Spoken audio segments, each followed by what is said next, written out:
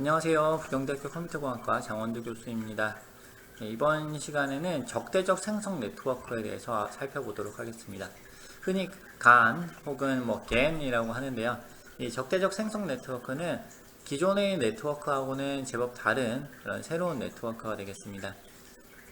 하지만 기존의 네트워크 방식을 그대로 사용하기 때문에 기존의 네트워크들을 여러분이 충분히 숙지하고 계시다면 그렇게까지 어려운 그런 구조는 아닙니다. 그러면은 조금씩 살펴보도록 하겠습니다. 오늘 공부할 내용은 이와 같습니다. 생성 네트워크 실습, 그리고 적대적 생성 네트워크, 그리고 간 실습, 이렇게 진행하도록 하겠습니다. 그러면 먼저 생성 네트워크에 대해서 살펴보겠습니다. 생성 네트워크는 데이터를 만들어내는 네트워크를 말합니다. 이미지를 생성하고요, 스타일을 변환하고, 작곡하고, 목소리 생성하고, 비디오 생성합니다. 여러분이 아마 각종 뉴스에서 많이 보셨을 거예요. 어떤 사람이, 어떤 미국 대통령이 뭔가 스피치를 하고 있는데 정말 자연스러운데 그것이 사실 실제로 이제 이 대통령이 말을 한 것이 아니라 합성을 한 거죠. 이제 가상으로 만들어낸 거예요. 가짜 이미지, 가짜 동영상이 되는 거죠. 그런 것들을 만들어내는 것이 바로 생성 네트워크입니다. 어떤 사진을 줬을 때 사진을 그림으로 바꾼다.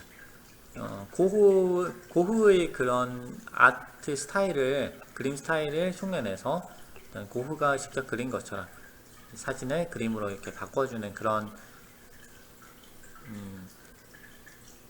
네트워크도 아마 여러분이 많이 보셨을 거예요. 그리고 이제 목소리를 만들어 준다든지, 이렇게 이제 간이라고 하는 것이 사실은 생성 네트워크라고 하는 것이 굉장히 많은 일들을 할 수 있습니다.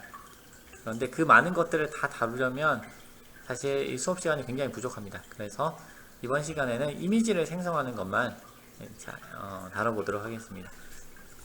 먼저 이 영상을 하나 보시죠. Dear fellow scholars, this is 2-minute papers with Károly Zsolnai Fehér.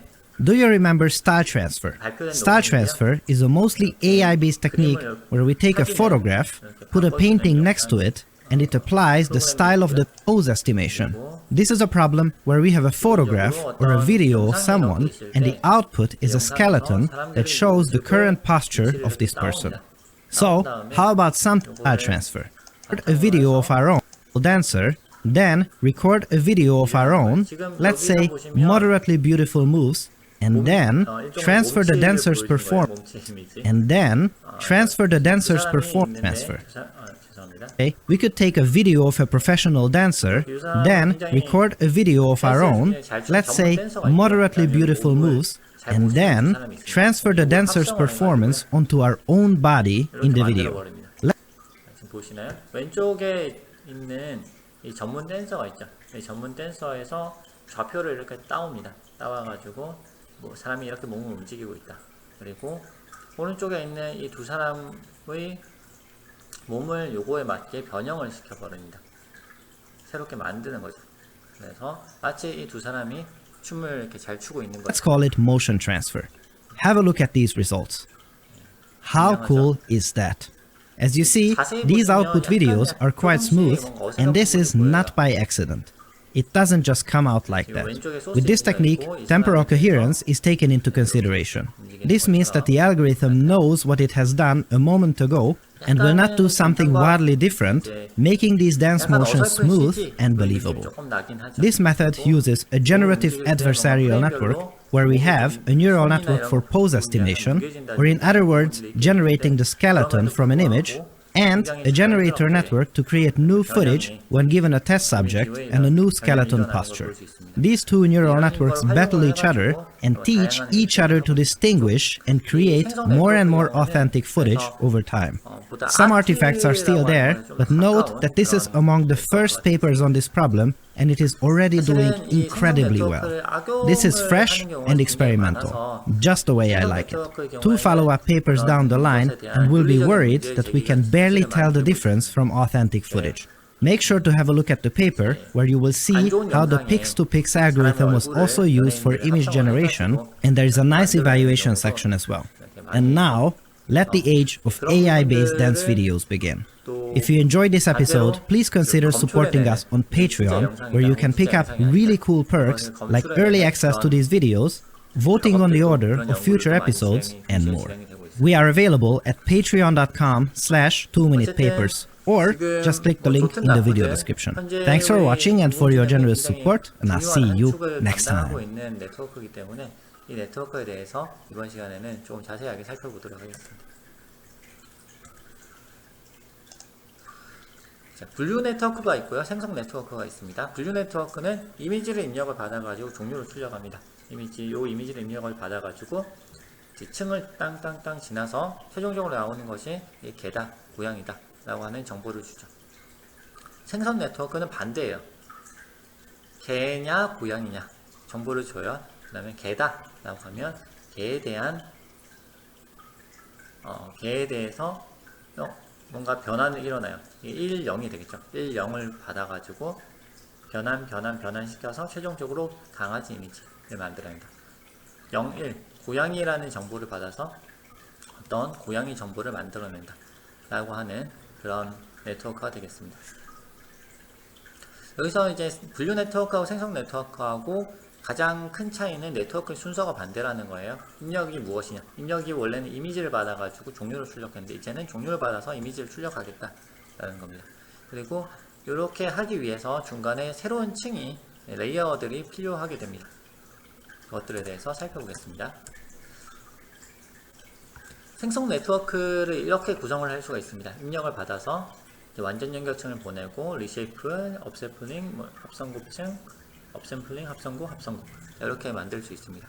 자, 여기서 보시면 이제 기본적으로 층들이 순서가 반대라는 걸 확실히 아실 수 있어요. 원래는 합성곱층에서 시작을 하죠. 이미지를 받으면 합성곱층, 합성곱하고 컨볼루션하고 그 다음에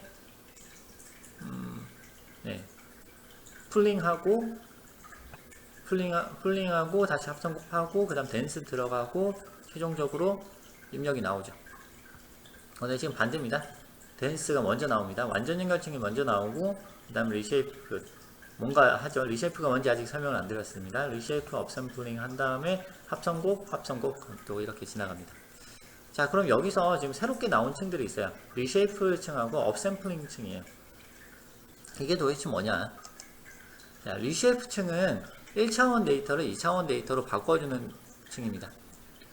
네, 지난번에 합성곱층을 할 때는 2차원 데이터로 해서 시작을 해가지고 컨볼루션을 하는데 컨볼루션 해도 역시 2차원이죠. 그런데 댄스층에서 이제 완전 연결층에서 받는 입력은 얘네들이 1차원 입력을 받잖아요. 기본적으로. 그러면 1차원 입력으로 바꿔줘야 돼요. 자, 그러면 이걸 어떻게 바꿀 것인가? 플래튼이라는 층을 썼죠. 그래서 플래튼 층을 써서 2차원으로 되어 있는 거를 1차원으로 쫙 풀어버렸습니다. 이제는 반대로 가니까 댄스 층에서 받아서 이제 얘네들을 2차원으로 바꿔줍니다. 그것이 리쉐이프입니다. 그래서 이제 플래튼 층하고 반대 역할이다. 1차원 입력을 받아서 2차원 이미지를 출력을 해준다. 이미지라고 하면 약간의 어폐가 있을 수 있습니다. 어쨌든 2차원 행렬을 출력해준다. 그런데 2차원 행렬로 바꿔서 얘가 또 다시 컨볼루션 해가지고 결과적으로 만들어내는 것이 2차원 이미지이기 때문에 그냥 출력이 2차원 이미지다 라고 적어봤습니다. 자, 업샘플링이라는 것이 있습니다. 업샘플링은 뭐냐면 데이터의 크기를 확대시키는 거예요. 왜냐하면 처음에 여기서 입력을 받는 거는 굉장히 작죠. 0, 1 이런 식으로 받죠. 그런데 받은 입력을 완전 연결층으로 해가지고 얘를 확 늘려줍니다. 늘린다고 하더라도 한계가 있어요. 그죠?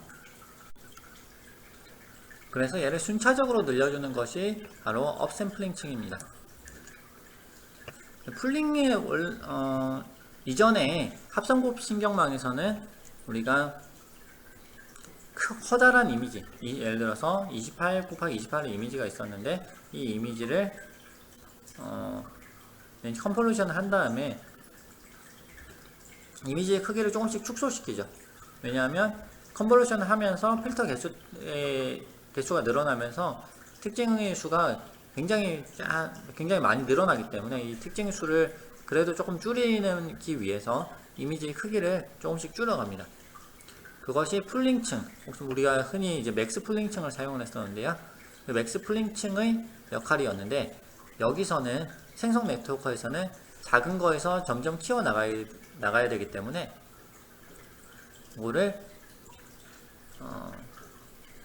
업샘플링 층이라고 하는 것을 사용을 해가지고 얘를 조금씩 키웁니다. 어떻게 키우느냐?